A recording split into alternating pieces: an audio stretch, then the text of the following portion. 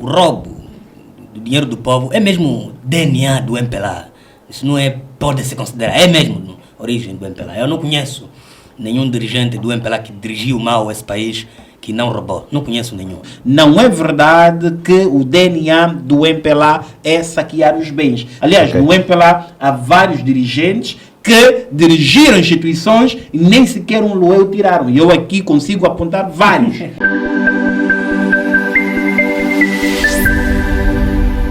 Esta semana o tribunal começou a julgar, ou melhor, a semana passada, Manuel Domingos Vicente, Copelipa e Leopoldino Fragoso do Nascimento estão a ser acusados de prejudicar o Estado angolano em mais de 950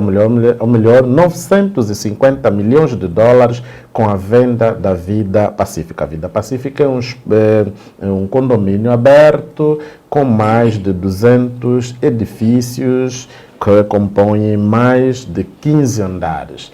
Dr. Mário Aragão, como é que tem olhado este processo e que já vai há mais de uma semana ao seu julgamento?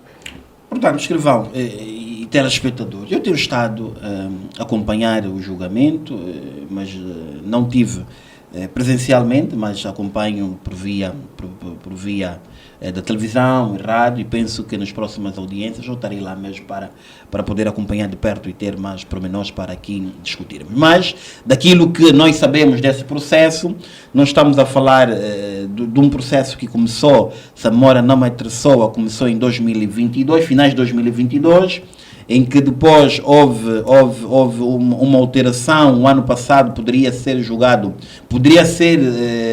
julgamento a partir de dezembro, mas com as feiras judiciais entendeu a juíza relatora do processo de elevar o tempo para depois da abertura do ano judicial, agora que foi aberto agora no dia 8 de março, mas eu entendo que é um processo, é a justiça que está a fazer justiça. Esperamos nós que, de facto, o Tribunal Supremo, em sede de primeira instância, possa, não é, trazer aquilo que todos nós queremos. É a justiça justa. Não basta nós falarmos de milhões, não basta nós falarmos de General Copelipa, não basta nós falarmos de Dino, não basta nós falarmos daquilo que foi a intervenção de Manuel Vicente neste processo. Mas nós temos, enquanto jurista, eu primo muito pelo artigo 29, a justiça deve ser justa, deve-se dar aquilo que o réu tem direito, que é a justiça justa, direito à defesa. Portanto, é isso que nós devemos nadar. Mas eu entendo que, de facto, é um combate contra a corrupção que tem que seguir, e aqui os tribunais têm estado a fazer excelentemente o seu papel, aqui particularmente o Tribunal Supremo e outros tribunais de instâncias inferiores têm estado a fazer o seu papel. Aqui também abraçar a informação, penso eu que este julgamento, vários trechos têm estado a ser divulgado, quer na televisão pública de Angola e outros canais, não sei se a TV Hora H tem estado lá um pivô, mas é isso que nós queremos. Agora, eu espero que, de facto, haja um tratamento justo. Nós estamos a falar de cidadãos que antigamente tiveram grandes cargos em Angola. Nós não vamos olhar só no cargo que eles tiveram. Nós vamos olhar na infração cometida. Está-se a falar de 950 mil milhões de dólares. Portanto, esse dinheiro deve estar em Angola. Esse dinheiro deveria ser investido em Angola. Portanto, nós não podemos querer tapar o soco com a peneira e depois dizermos que, de facto, em Angola todos são santos. Não. Neste país, quem não teve dificuldade financeira, quem não dilapidou, que venha e diga. Nós temos que fazer um combate como deve ser. E é este combate que o judiciário está a fazer. Eu tenho dito que quem combate a corrupção é o executivo. Quem julga os processos é o judiciário. Agora, nós não podemos depois associar processo com política, como está-se a fazer agora. Está-se a associar este processo com política. Não. É um processo judicial, é um processo que está em sede de tribunal. Cabe os réus poderem vir se absolverem, trazerem provas que de facto que vai traduzir na sua como é que eu posso dizer, na sua inocência. É isso que nós queremos. Agora, nós de facto temos estado a ver julgamentos a ocorrer, temos estado a ouvir o Dr. Benja Satula a passar algumas informações, mas eu entendo que essas informações devem ser passadas mediante aquilo que são os direitos do réu, que é um julgamento justo, que esse processo também seja um processo muito célere, porque é um caso também muito polêmico, é um caso público que todos queremos conhecer a decisão. É para vermos que, de facto, em Angola, ninguém é tão poderoso que a lei. A lei é esta que deve se fazer sentir a todos que tiverem a retirar o orçamento de qualquer instituição. Todos devem pagar. E esperemos nós que os tribunais levem ao julgamento todo aquele cidadão que tiver a desviar o orçamento de qualquer unidade orçamental. Muito obrigado, doutor Mário Aragão, doutor Laurindo Mande, Manuel Domingos Vicente, vice-presidente da República, ex-vice-presidente da República de Angola, Copelipa, general Copelipa, e Leopoldino Fragoso do Nascimento. Estão a ser acusados de prejudicar o Estado angolano em mais de 950 milhões de dólares com a venda da vida pacífica. Como é que tem acompanhado este julgamento? Bom, primeiro começo pelo Manuel Vicente. Foi vice-presidente da República. Primeiro foi PCA da Sonangol, depois foi vice-presidente da República e culminou como deputado da Assembleia Nacional pela bancada parlamentar do MPLA, que foi expulso dessa bancada, fugiu de Angola, dessa ditadura, está exilado em Dubai. Portanto, é impossível Manuel Vicente vir aqui responder este processo, porque é um cidadão exilado no Dubai, e Dubai é uma cidade do país de Emirados Árabes Unidos que não tem acordo judiciário com Angola. Portanto, Vicente, vamos lhe esquecer. Quanto aos dois, estão imbuídos na falsa luta contra a corrupção. Eu sempre reitero, quer cá na TVH e noutros órgãos de comunicação social, de que a luta contra a corrupção em Angola, que está supostamente ser gizada pelo presidente Lourenço, é uma luta inglória. Primeiro ponto, o presidente só está a querer julgar, mandar julgar, já sei que está certo, está a mandar julgar, já que os tribunais aqui dependem do presidente, uma vez que é o presidente que nomeia os juízes do tribunal. Pela qualidade do sujeito, aqui o presidente do juiz do tribunal do Supremo foi nomeado pelo presidente da República. Portanto, ele aqui está a mandar julgar. Os próprios tribunais em si, primeiro, já não têm autoridade moral para efeito, porque também são tribunais corruptos. Quem disse isso é o bastonário da Ordem dos Advogados. Durante a abertura do ano judiciário, diz que os juízes também são corruptos, inclusive alguns advogados. Aqui, a luta contra a corrupção neste processo também falhou, porque o próprio órgão judiciário, que está ficado em julgar Copelipa, em julgar Dino, também é um órgão corrupto. 2. As pessoas ficadas no processo da luta contra a corrupção também são pessoas imorais. Aqui o meu colega do painel, Dr. Aragão, disse que apresenta-se aquele que nunca roubou. Perguntou, deixou claro que, afinal de contas, todos os dirigentes do MPLA que fizeram parte da gestão do presidente Agostinho Neto, do presidente José Eduardo e do presidente Lourenço, todos são corruptos. Aqui, no debate, confirmou-se.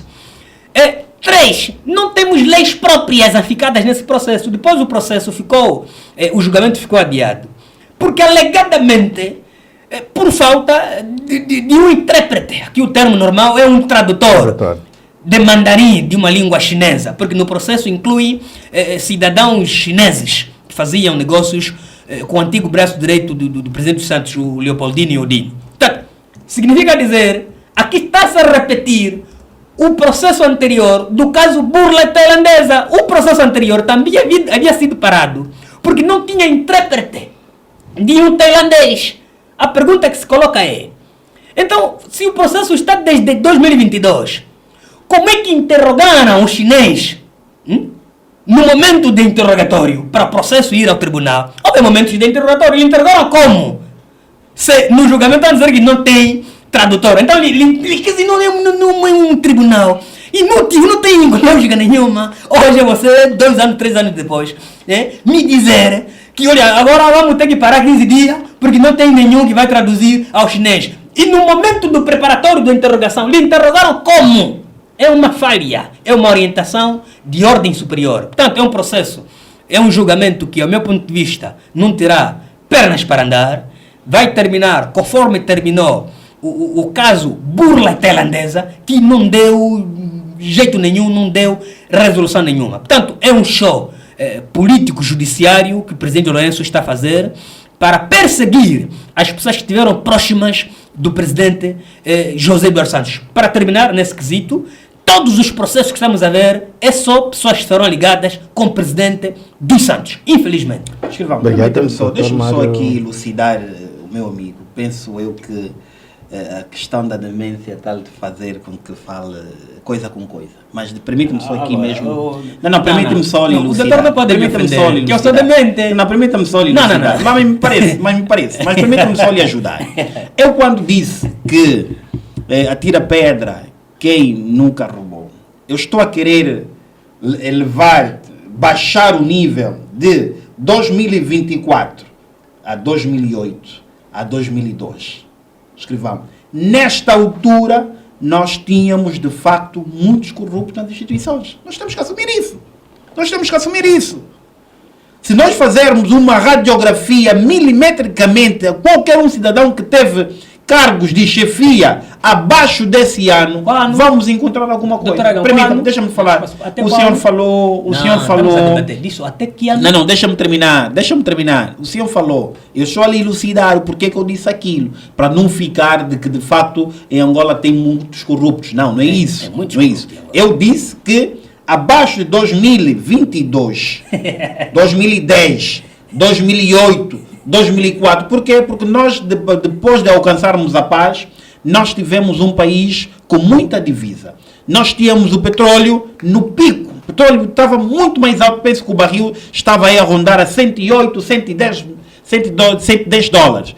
É um número exigido em Angola. Nós íamos à cantina comprar alguma coisa com dólar. Portanto, isso para dizer o quê? Para dizer que a fase da corrupção passou. Não passou. A fase passou. Não passou. Razão pela qual houve a lei do repatriamento de capitais. Muitos cumpriram com esta lei, muitos deram, e não venho aqui para trazer aqui nomes, mas eu tenho nomes, conheço entidades que deram alguns bens porque a lei assim exigia. Agora, quando o meu amigo volta a levantar as questões dos tribunais, que os tribunais são nomeados pelo Presidente da República, de facto são nomeados pelo Presidente da República, mas quem conduz o processo para eleger qualquer juiz conselheiro do Tribunal Supremo não é a Presidência da República, é o Conselho Superior da Magistratura Judicial. Um amigo deveria conhecer o artigo 80, Conheço. número 2, e se conhece mal. Não, deixa-me terminar. Deixa-me terminar. Criança. Estou mesmo a explicar. Deixa-me terminar. Deixa-me terminar. Por que me trazer Não, deixa-me terminar. ideia? O senhor não sabe. Como se fosse que não, o senhor não sabe. jurídico. Não, o senhor não sabe. Estou ali trazendo. Isso O está senhor não escrito, sabe. mas não é que se Portanto, aplica. leia. Se está escrito, Eu já li. leia. Isso não se E é o que aplica. se aplica. Escrevam o telespectador.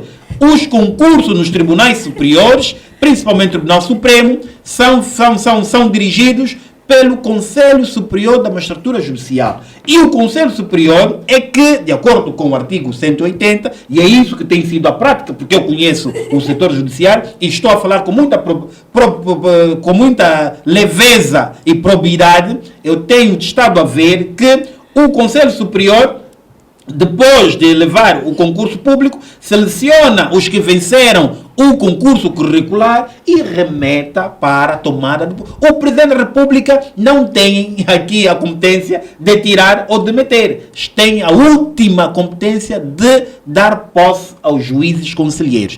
Excepto o juiz-presidente... Vou já ao tema. Tá bom. Excepto o juiz-presidente, que é um concurso interno dirigido também pelo Conselho, onde são indicados 3 juízes com voto, que tiveram mais votos. Dentre os 3, o Presidente da República retira o Presidente do Tribunal Supremo e o Vice-Presidente. Portanto, está tudo na Constituição. O que não está na Constituição não devemos interpretar. E eu chamo a atenção aqui o meu amigo. Muito obrigado, Mário. Então, Mário, olhando para os vários escândalos financeiros do governo do presidente José Eduardo dos Santos e atualmente do atual presidente João Lourenço, houve esse escândalo no Abodi, no Ministério ou melhor, no Ministério não, mas sim na AGT, e vimos também no Ministério do Ambiente, vimos recentemente no Ministério vimos na Bolsa de Estudo, não é? No INAB.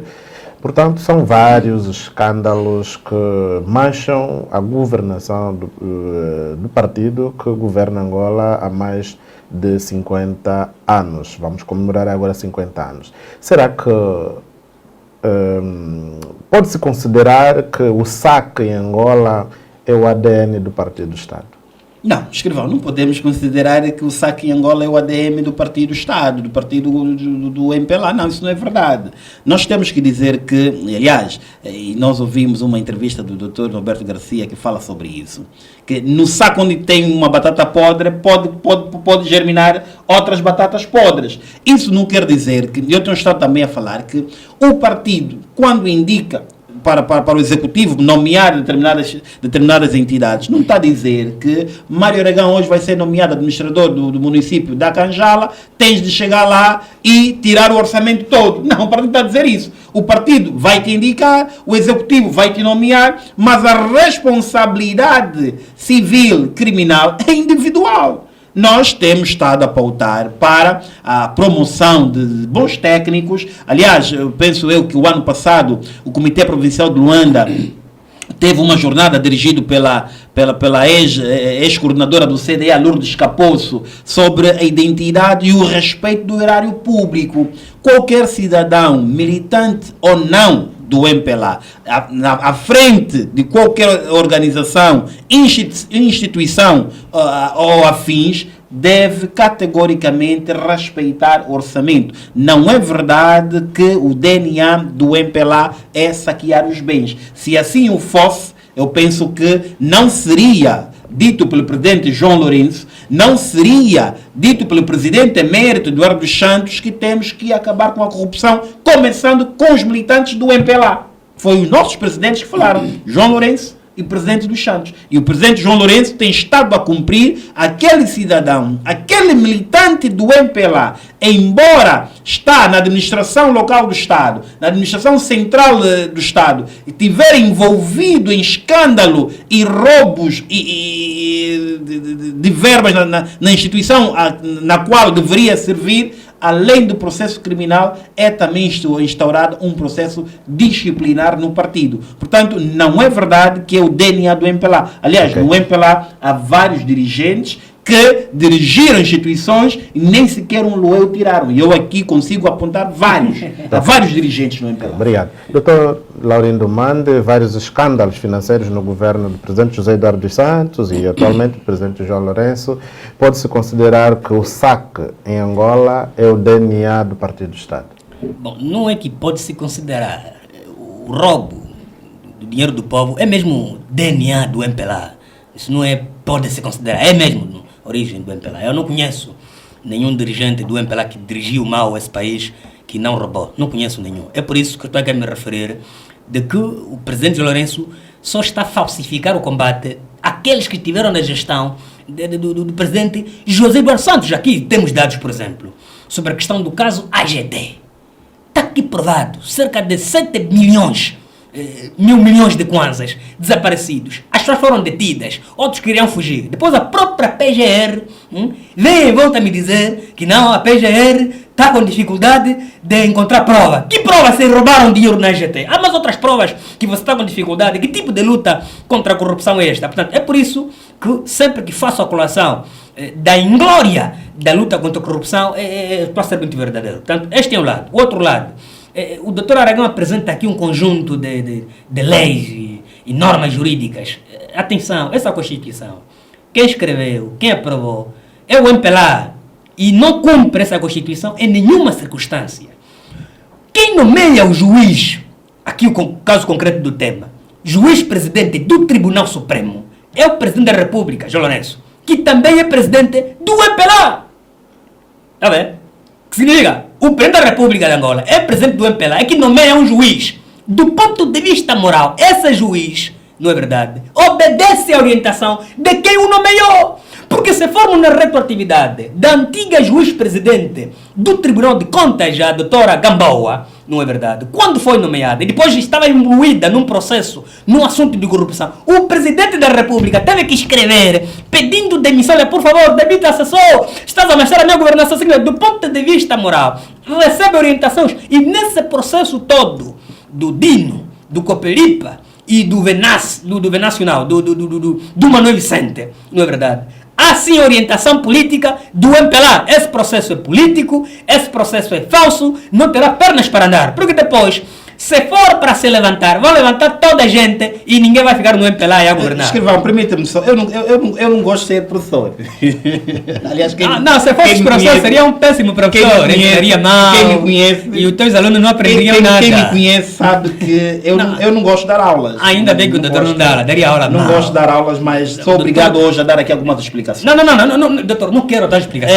Eu vou lhe convidar.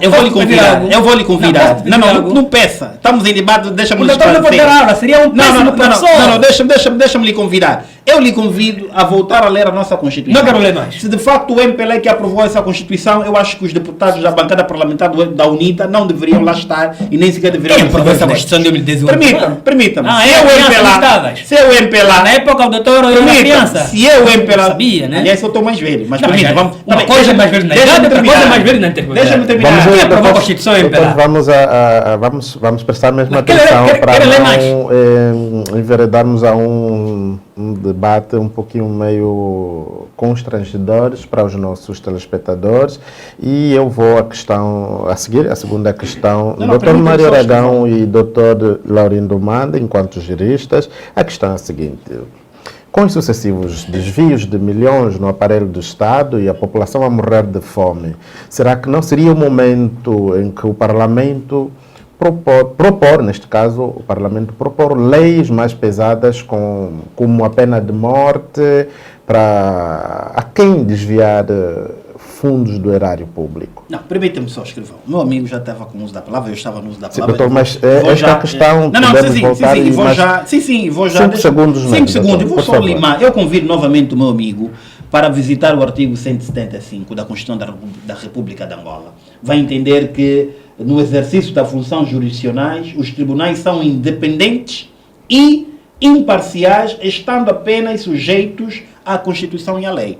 E quando diz que o Presidente da República pediu à veneranda Isalgina, jubilada, vamos assim dizer, para retirar-se do Tribunal Constitucional, o Presidente não pede, o Presidente convida.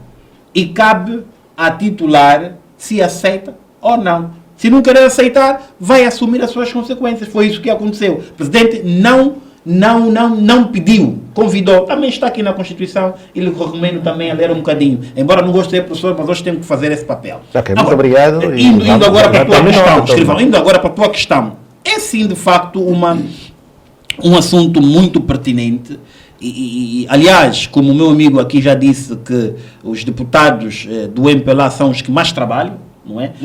Permita-me, deixa-me terminar. São os deputados que aprovam os documentos todos. São os que não se aplicam. São os que mais trabalham. Isso é trabalhar. São os que mais trabalham. Aliás, os que estão lá só estão para receber lex e outros. Mas permitam-me, escrevam. Aqui sim, Assembleia Nacional, mas a pena de morte eu acho que estamos a ser um bocadinho excessivo. Aliás, nós já tivemos um passado recente, muito triste, em que havia pena de morte e nós sabemos o que aconteceu em Angola. Então não vamos recordar na história, porque muitas das vezes cria aqui um arrepiar das famílias que não querem ouvir aquilo que aconteceu em 92. Portanto, o que nós devemos aqui apelar é que a nossa lei, o nosso Código Penal, deve ser mais rígido. Além do Código Penal, eu acho que deve existir mesmo normas jurídicas pesadas para punir qualquer dirigente que tiver na gestão de qualquer instituição. Não estamos a falar só de instituição pública, até as privadas, porque há corrupção nas privadas. Nós estamos a querer olhar a corrupção só no aparelho do Estado. Não, há corrupção nos partidos políticos. Não é? E nos partidos políticos só se levanta a questão quando, muitas das vezes, há aqui uma interferência um ou outro, mas há corrupção nos partidos políticos, nós sabemos disso. Portanto, nós temos que analisar essa questão com os olhos de ver, mas a pena de morte eu acho que estamos a ser excessivo. Deveríamos, sim senhor, elevar a pena maior, penso que a última revisão do Código Penal elevou para 30 anos de prisão maior, mas eu penso que deveríamos elevar mais. Além do 30, deveríamos estar ali já nos 40 ou 50. Porque assim vamos penalizar as pessoas que estiverem a querer visitar esse beco que enferma um país. E esse beco que enferma um país, enfermou mesmo de tal forma. Esses dinheiros, quer da AGT, quer do INAB, aliás, nós víamos meninos do INAB a reclamar as suas pensões. Nós vimos miúdos do INAB a fazerem várias manifestações nas embaixadas. Agora, afinal, hoje nós estamos a ver que há um determinado, até que se prova contrário, que há situação de dinheiro desviado. Isso nós não podemos aceitar na nossa Angola. E o Estado angolano, a justiça angolana, tem estado a dar corpo a essas situações. Relativamente à GT, não é que a PGR está com dificuldade de encontrar provas. Não basta dizer que o escrivão roubou na TV Hora H. Não basta. Essa é uma informação muito vaga. Não basta dizer que na conta do escrivão tem 10 mil kwanzas. Essa é uma informação muito vaga, mas é preciso que a PGR traga matérias suficientes para condenar os cidadãos. Eu tenho dito que nos tribunais nós vamos encontrar processos, mas esses processos, essas folhas, é vida do cidadão. Um processo mal julgado, escrivão não imagina, telespectador não imagina quão grande nós vamos fazer a vida de um cidadão. Um processo mal julgado, nós vamos ter a vida de um cidadão do 10 a 0. Então, os tribunais têm que julgar com cautela. A PGR tem que julgar com cautela. Tem que apresentar provas convictas que, de facto, o Mário Aragão retirou este orçamento. É isso que nós devemos Obrigado. Dr. Laurindo Mande, com os sucessivos desvios de milhões de kwanzas do aparelho do Estado e a população a morrer de fome, não seria momento do Parlamento propor, neste caso, uma lei mais pesada, como, por exemplo, a pena de morte? O Brasil tem pena de mais de 300 anos de cadeia, e aqui podemos propor, por exemplo, a pena de morte, pode-se propor a pena de morte ou uma pena mais pesada, sobretudo, aos dirigentes que desviarem o erário público. Bom, há tipologias de crime e pena de morte. O erário público. Um diretor que desvia, suponhamos, medicamentos de um hospital. Exatamente. Eu não me primaria muito taxativamente para a pena de morte. Poderíamos aqui colocar, por exemplo, uma cadeia perpétua ou uma pena mais elevada em relação ao que temos no Código Penal. Porque neste momento o nosso Código Penal prevê os crimes de peculatos 14 anos, de 12 a 14 anos de prisão. Depois cumpre uma metade e o camarada vai embora a usufruir do bem bom que roubou. Portanto, eu penso se íssemos mais para 30 anos de prisão, na verdade, para quem desviou o erário público, portanto, aí iríamos tão bem. Para a pena de morte, eu poderia olhar para crimes hediondos. Crimes hediondos, os casos que ocorrem em Cafufo, violação sexual contra menores. Eu vi um caso em que um pai violou a sua bebê, acho que essa criança de 1 ano. Quer dizer, esse tipo de crimes hediondos, crimes tão violentos, esses, do meu ponto de vista, sim, poderia assim desembocar em penas de mortes. Mas mesmo nos Estados Unidos da América também há esse tipo de crimes de peculato, não desembocam a penas de morte. Portanto, na minha opinião, pena de morte seria para tipos de crimes hediondos, não necessariamente desvio de fundos. Desvio de fundos, poderíamos sair de 14, de forma que está muito leve, iríamos até 30 anos de prisão. Mas é mesmo dura mesmo, vai ficar na cadeia, não é lhe julgar para o inglês ver, depois amanhã estamos a ver ele a circular na Mutamba com o Getúlio. Portanto, assim não estamos a fazer nada. Ok, muito obrigado. Doutor Mário Aragão, volta a si. Mais uma questão muito pertinente enviada pelos nossos comentários, nossos telespectadores. Existem vários jovens a cumprirem pena em várias cadeias do país, nas comarcas neste caso, e vê-se os políticos, quando desviam milhões de kwanzas ou dólares, alguns deles cumprem a pena em casa. A questão é, existe ou não existe lei para pobres e ricos em Angola? Não, escrivão. Primeiro, abraçar o nosso telespectador e agradecer pela questão, uma questão muito pertinente e será respondida também com a mesma grandeza. Primeiro é que nós temos que olhar aquilo que são as imunidades das pessoas, dos dirigentes, não é? Eu consigo chegar àquilo que o telespectador quer saber, como é que um Laurindo Mande pode ser julgado numa comarca, como é que um Presidente da República pode ser julgado num Tribunal Supremo. São imunidades diferentes.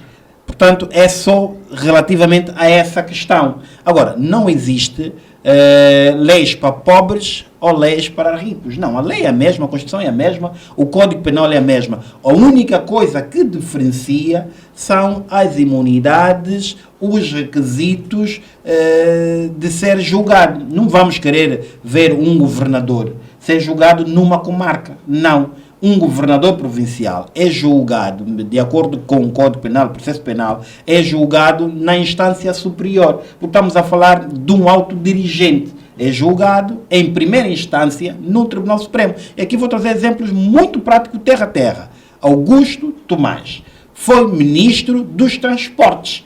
Em primeira instância, foi julgado aonde? No Tribunal Supremo. Quando vai recorrer da decisão da primeira instância em sede do Tribunal Supremo, ele recorre no plenário do Tribunal Supremo, onde estão reunidos os 21 juízes conselheiros, mais um, que é o procurador representando no Tribunal Supremo. Portanto, é isso, é mesmo só as questões de imunidade. Agora, quando vem aqui trazer a colação que há leis para ricos e há leis para pobres, não existe. Lei é lei e deve ser cumprido como deve ser. Ok. Dr. Laurindo Mande, há lei para ricos em Angola e lei para pobres, uma vez, segundo nossos telespectadores, existem alguns dirigentes que são julgados e em pouco tempo estão aí a circular normalmente, e enquanto os filhos de pobres, de acordo com o telespectador, continuam nas comarcas. Bom, a atual Constituição da República de Angola, nos termos do seu artigo 23º, que é o artigo 23, no seu ponto 1, diz que todos somos iguais perante a Constituição e a lei. Que significa, aqui a igualdade perante a Constituição e a lei diferencia-se simplesmente na qualidade de sujeito, que aqui o colega Painel já especificou. Significa, eu e o Dr. Aragão somos iguais perante a Constituição e a lei. Mas se eu for ministro, não sou impune, mas serei julgado assim como ele também é julgado. É nesses termos. Infelizmente, a lei é para todos, mas, do ponto de vista prático em Angola, a lei em Angola só serve para pobre. Porque nós temos visto julgamentos em que alguém roubou uma galinha, não é verdade? Logo na hora é mandado pela comarca. Nós tínhamos um processo na província do Bié, que sem prova nenhuma, cumpriu 6 anos de que alguém morreu sobre a sua mão. 6 anos depois o camarada apareceu, nem sequer foi indemnizado. Mas se nós vemos dirigentes que assambarcaram o dinheiro do país, deixaram pobres e pessoas morreram, andam aí a beber do bom vinho. Portanto, aí concordaria com o telespectador. Infelizmente, a lei em Angola é sim para o pobre. É duro falar isso. É duro. A lei é para todos, mas infelizmente só é aplicável para o pobre. Muito obrigado, Dr. Laurindo Mande. Vai mesmo a última questão e depois passamos para ao último tema.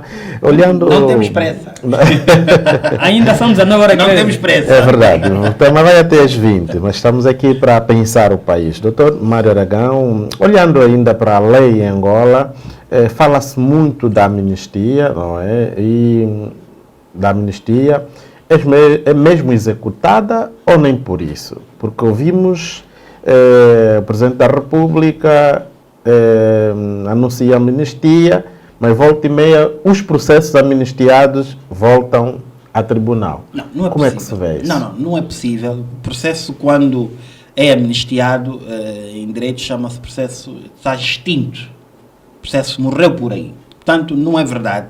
E se assim o for, penso eu, o lesado para escrever para o Conselho Superior da Magistratura Judicial, e o Conselho Superior irá dar o tratamento devido. E nós vimos, penso que agora a memória não me traz, que o Presidente da República fez a amnistia ou indultou, fez o indulto em dezembro. Os indultos são para processos e entidades condenadas. E essas pessoas que foram condenados, aqui posso trazer também a colação o Zeno, Augusto Tomás, a NET, mas o Augusto Tomás já não beneficiou deste indulto, mas propriamente o Zeno e a cidadã NET Nahara, penso eu que não há aqui nada a discutir. O Conselho Superior, juntamente com os tribunais e a Procuradoria-Geral da República, penso eu até dia 3 a 4 de janeiro, deu por concluir todo aquele cidadão que foi indultado pelo Presidente da República. Portanto, eu penso que não há aqui nenhum arrepiar. Espero que os técnicos de justiça compreendam, porque às vezes, muitas das vezes, passa aqui a redundância, a dificuldade é compreender o real instrumento. O que é que o indulto faz no processo? Eu penso que a dificuldade está aqui. Mas estamos a falar da amnistia. E muitas das vezes, mesmo na amnistia, a dificuldade, porque a amnistia, o que é que é? A amnistia, extingue o crime, reduz a pena, ou extingue o processo em si. E a amnistia tem outro sinal. Não te tira responsabilidades econômicas. Quer dizer que pode te reduzir a pena, pode extinguir a pena no processo criminal, mas no processo civil continua a instituição ou a pessoa pode te levar à barra dos tribunais para que tu possas indemnizar aquela pessoa que te levou nas barras criminais. A amnistia tem disso, mas é preciso que desde o cidadão, desde o técnico de justiça, compreenda as fases da amnistia. E uma das dificuldades é o tal 2/3 que pode ser beneficiado aquele cidadão que está condenado a 2, 3, 4, 5 anos. É preciso cálculo, mas aqui eu entendo que há muitas das vezes dificuldade na interpretação do documento a ser cumprido em sede do processo penal. Ok, muito obrigado. Dr. Laurindo Mande, como é que olha para a lei em Angola? Fala-se muito da amnistia e é mesmo executada ou nem por isso? Bom, eu penso que, quanto a essa matéria executada, o último artigo da Constituição da República fala, por exemplo, dos crimes de guerra. Esses crimes todos, por exemplo, já foram amnistiados. Amnistia significa perdão. Agora, compete à Assembleia Nacional, nos termos da Constituição, dar amnistia aos cidadãos. E compete ao Presidente da República proceder o que foi feito há tempo. O indulto. Significa, quem dá amnistia é a Assembleia, quem dá indulto é o Presidente. Em 2014 ou 15 ou 16, a Assembleia havia dado amnistia em qual... 2014. Incluíram também os meus amigos 15 mais 2. Foram perdoados. Só que havia cidadãos que foi amnistiado hoje, sexta-feira, amanhã, sábado, cometeu crime e volta na cadeia. Eu penso que foi nessa vertente em que talvez o telespectador mas tem que dizer ao telespectador que o crime praticado hoje não beneficia do indulto à amnistia. É um outro crime. Talvez seja nesses moldes. Porque senão, o Laurindo, hoje, sexta-feira, é amnistiado pela Assembleia Nacional. São 19 horas e 17 minutos. Quando for 19 e 20 minutos, ouviram que o Laurindo está na cadeia. Não é talvez pelo crime amnistiado, às vezes é por outro crime, talvez seja nesses moldes. Senão, a pessoa amnistiada em sede de um crime ou indultada em sede de outro não vai voltar à cadeia com o mesmo crime amnistiado ou indultado. Não é possível, nunca vi isso em Angola. Okay. Muito obrigado, Dr. Mande. Graças a Deus alguma coisa... Não é graças a Deus, eu sou verdadeiro, nunca vi. Não, esperemos que seja verdadeiro nas próximas abordagens. E tem de ser verdadeiro. Aliás, Angola lei. Angola lei. Infelizmente essa lei. Mas servem para pobres. Não é verdade. Mas a maior dificuldade é mesmo na interpretação dos documentos. A interpretação muitas das vezes, e aqui é chamar a atenção mesmo ao cidadão, é preciso que o cidadão tenha cultura de ter advogado de família para acompanhar. Porque se não houver advogado de família, naturalmente, muitos cidadãos que estão presos, detidos, ficam anos e anos porque não tem ninguém a acompanhar o processo. Vamos pedir. A questão é esta. Eu não sugiro questões mormente de advogado de família, porque paga-se. E nós estamos a falar de famílias pobres. Aqui poderíamos pedir o Estado passar a financiar mais a ordem dos advogados, no sentido deles darem mais acompanhamento a esse tipo de processos em que as famílias estão vulneráveis do ponto de vista financeiro.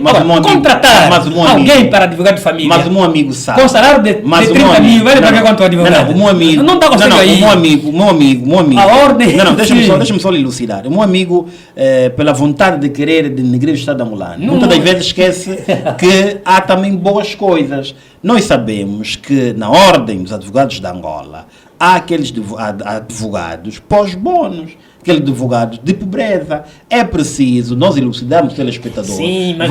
Permita-me, deixa-me elucidar o telespectador. Vai a administração municipal, trata a declaração de pobreza. Vai a permita-me. Até declaração de pobreza para declarar você pobre, deixa-me elucidar quem precisa. Deixa-me elucidar quem precisa. A elucidação seria Tem assim. que deixar elucidar quem precisa. É simples. Isso não é debate assim. O cidadão que não esteja com capacidade financeira para constituir um advogado de família, conforme aqui o Conselho está a dar de forma errada, porque advogado paga-se, deve recorrer à ordem dos advogados. A ordem dos advogados vai disponibilizar, não é verdade, um advogado para o processo. Aí aconselho o governo, no orçamento geral do Estado, a dar mais dinheiro na ordem, para a ordem pagar aquele advogado que vai proteger aquela família vulnerável. Mas um advogado de pobreza é preciso trâmites. E a ordem vai pedir ao cidadão uma declaração de pobreza. O que nós temos que falar ao cidadão é que, antes de ir à ordem, trate já a declaração de pobreza. Quando for a ordem, vai entregar a declaração de pobreza e a ordem vai disponibilizar um advogado de pobreza para acompanhar o processo. Mas em Angola, de facto, há justiça. Ok, muito obrigado, doutor Mário Aragão, doutor Laurindo Mando.